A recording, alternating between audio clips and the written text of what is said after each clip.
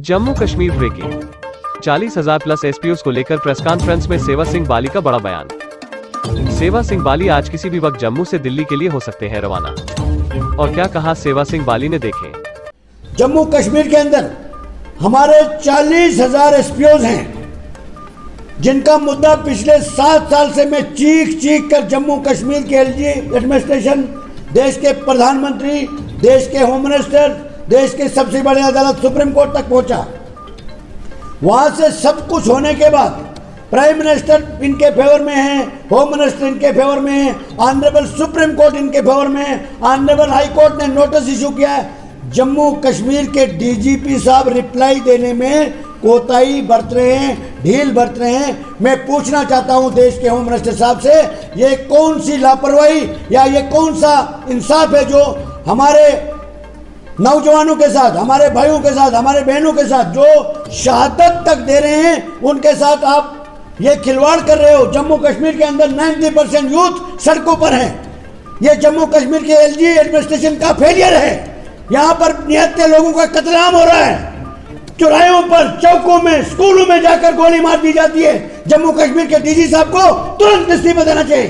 Home minister साहब से appeal करना चाहूंगा, वो यहाँ पर आ रहे हैं, जम्मू कश्मीर के युवा के साथ, जम्मू कश्मीर के एसपीओ के साथ अगर इसी तरीके से का रवैया लगातार जारी रहा, आम आदमी पार्टी कतई बर्दाश्त नहीं करेगी। तमाम मीडिया का धन्यवाद करना चाहूँगा। मैं आपके जानकारी में बताना चाहूँगा, जिस तरीके से मैं आज 5 डिस्ट्रिक्ट्स का टूर करके कल जम्मू पहुंचा था और कठुआ, और शाम को जम्मू पहुंचा और आज शाम को दिल्ली जा रहा हूं। मैं कुछ जम्मू कश्मीर के गरीब जनता के, जम्मू कश्मीर के कुछ यूथ रिलेटेड कुछ मुद्दे आपके सामने और आपके चैनल्स के माध्यम से देश के प्रधानमंत्री और जम्मू कश्मीर के एलजी साहब के नोटिस में लाना चाहूँगा। जिस तरीके से आपने सभी चैनल्स ने कुछ दिन पहले हमारे NHRM मुलाजिम जो एम्प्लॉइज़ थे, हमारे बहनें, हमारे भाई, उनका मुद्दा आपने हाईलाइट किया। मेडिकल कॉलेज के बाहर ये तमाम बच्चे प्रोटेस्ट कर रहे थे और उस प्रोटेस्ट में हमने भी इनका तावन दिया था, इनकी पूरी सपोर्ट की थी। उसके बाद मैंने दिल्ली में भी प्रोटेस्ट किया। उसके बाद देश के प्रधानमंत्री साहब को हमने एक मेमोरेंडम दिया था, जिसमें जम्मू कश्मीर के एलजी साहब को दिल्ली तलब किया गया था। और उसके बाद एलजी साहब वहाँ जाके एक आर्डर इशू करते हैं, एक आश्वासन देते हैं इन बच्चों को कि आपका 3 महीने का एक्सटेंशन किया जाएगा। मगर जो उन्होंने वहाँ कहा उस किस्म का आर्डर इशू नहीं हुआ।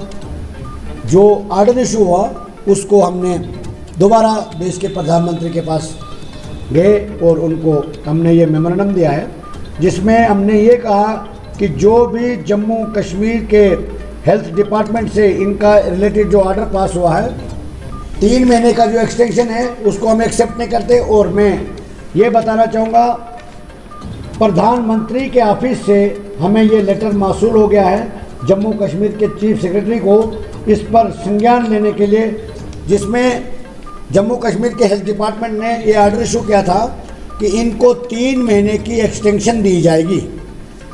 हमारा ये डिमांड थी, हमारा प्रधानमंत्री के पास हमने ये गुहार लगाई थी कि एक्सटेंशन क्यों?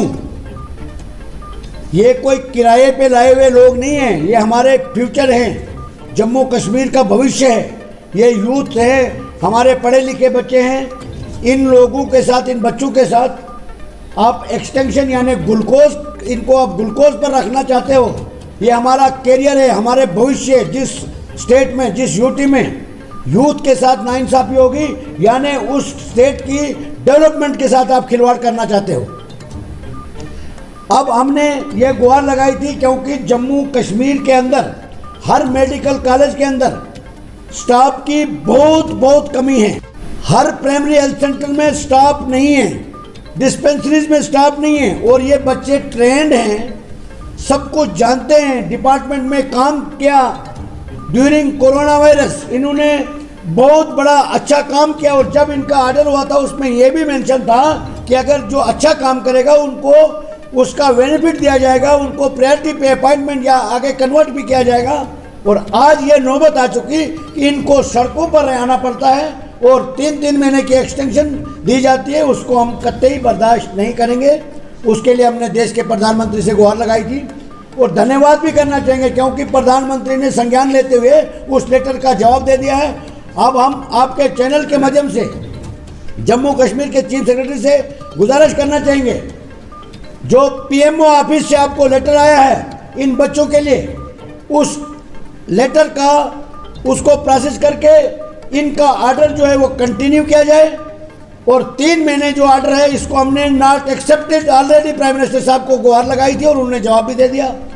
जम्मू कश्मीर के अंदर हमारे 40,000 एसपीओज हैं, जिनका मुद्दा पिछले 7 साल से मैं चीख कर जम्मू कश्मीर के एलजी एडमिनिस्ट्रेशन, देश के प्रधानमंत्री, देश के होम मिनिस्टर, देश के सबसे बड़े अदालत सुप्रीम कोर्ट तक पहुंचा। वहां से सब कुछ होने के बाद प्राइम मिनिस्टर इनके फेवर में है, होम मिनिस्टर इनके फेवर में है, ऑनरेबल सुप्रीम कोर्ट इनके फेवर में है, ऑनरेबल हाई कोर्ट ने नोटिस इशू किया है। जम्मू कश्मीर के डीजीपी साहब रिप्लाई देने में कोताही बरत रहे हैं, ढील बरत रहे हैं। मैं पूछना चाहता हूं देश के होम मिनिस्टर साहब से, ये कौन सी लापरवाही या ये कौन सा इंसाफ है जो हमारे नौजवानों के साथ, हमारे भाइयों के साथ, हमारे बहनों के साथ जो शहादत तक दे रहे हैं, उनके साथ आप ये खिलवाड़ कर रहे हो। जम्मू कश्मीर के अंदर 90% यूथ सड़कों पर है। ये जम्मू कश्मीर के एलजी एडमिनिस्ट्रेशन का फेलियर है। यहाँ पर निहत्थे लोगों का कत्लेआम हो रहा है, चौराहों पर, चौकों में, स्कूलों में जाकर गोली मार दी जाती है। जम्मू कश्मीर के डीजी साहब को तुरंत इस्तीफा देना चाहिए।